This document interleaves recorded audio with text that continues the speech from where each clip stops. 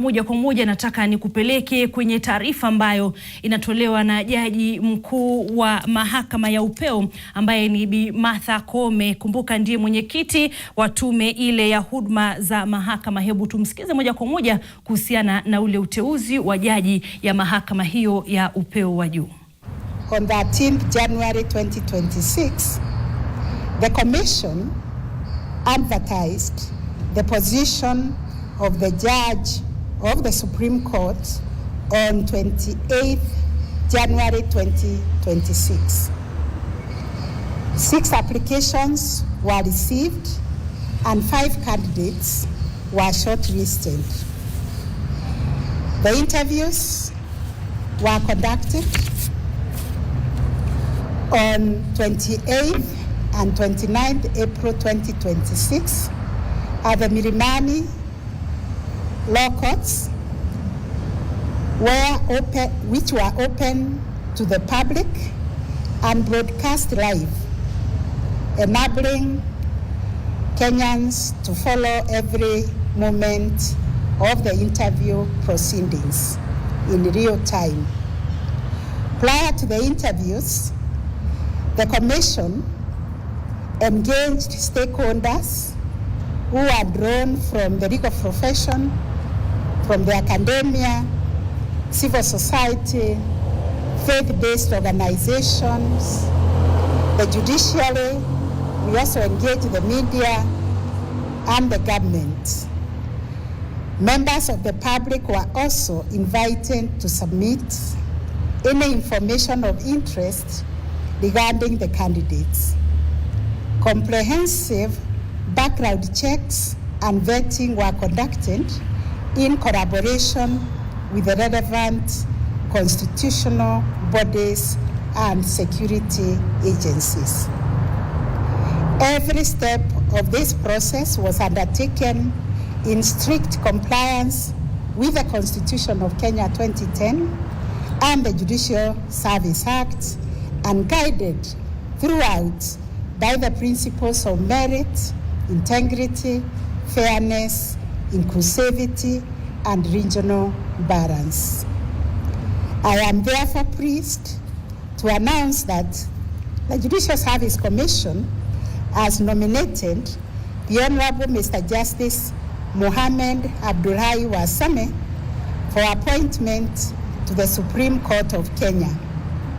The nomination is being transmitted to His Excellency the President of the Republic of Kenya for formal appointment in accordance with the provisions of Article 166(1)(a) of the Constitution of Kenya. The Judicial Service Commission is fully satisfied that the Honorable Mr. Justice Wasame demonstrated the qualities that the Constitution demands of a judge of the Supreme Court.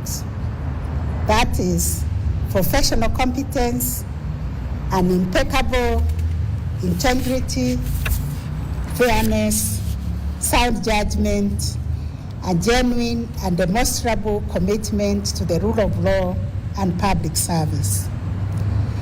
The nominee's depth of legal knowledge and breadth of life experience makes him well suited to contribute meaningfully to the development of Kenya's jurisprudence at the highest level.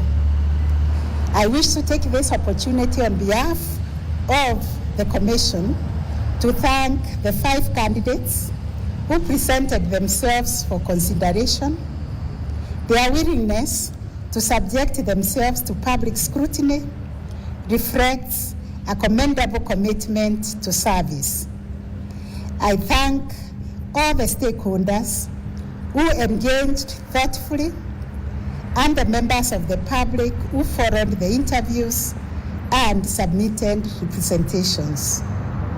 This level of civic participation reflects the public's rightful interest in the constitution of their courts, and the Commission welcomes their participation, which we value very much.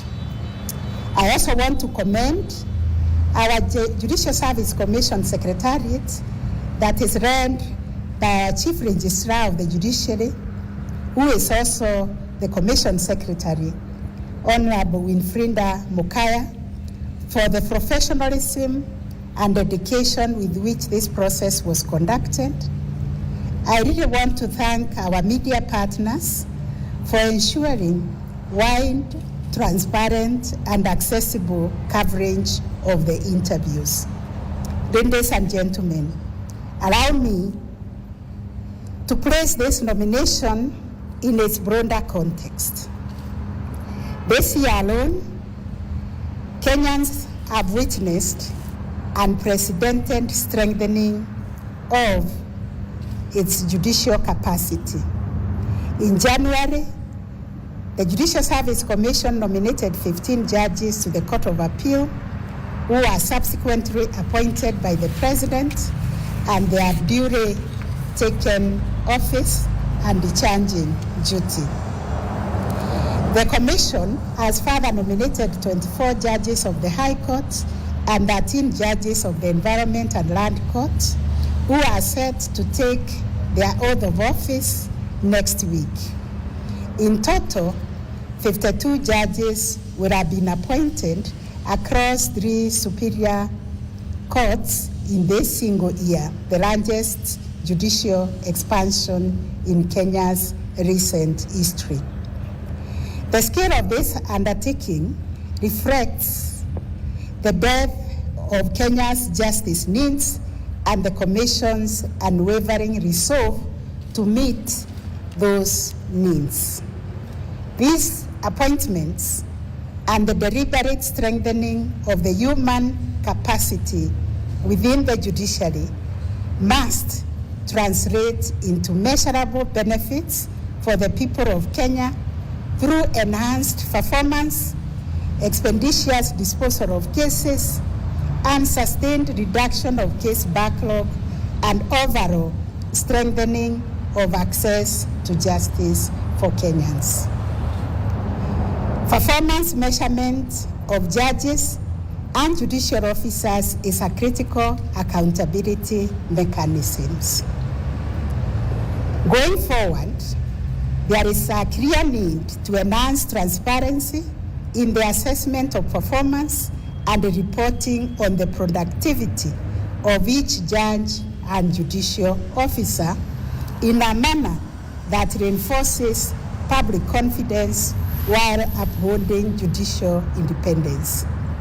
To this end, the Judicial Service Commission has resolved that effective 1st of July 2026, the Judiciary shall commence the publication of individual performance data for judges and judicial officers. We shall do this in a structured and transparent framework that safeguards judicial independence and institutional integrity. This is in recognition of our duty to remain always accountable to the people of Kenya, who are the ultimate consumers and financiers of justice, and in whose name judicial authority is derived and exercised. The Judicial Service Commission remains steadfast in our constitutional mandate to promote and facilitate a judiciary that is independent, accountable, effective, efficient, and transparent in the administration of justice for all Kenyans. I thank you so much for your patience. Thank you.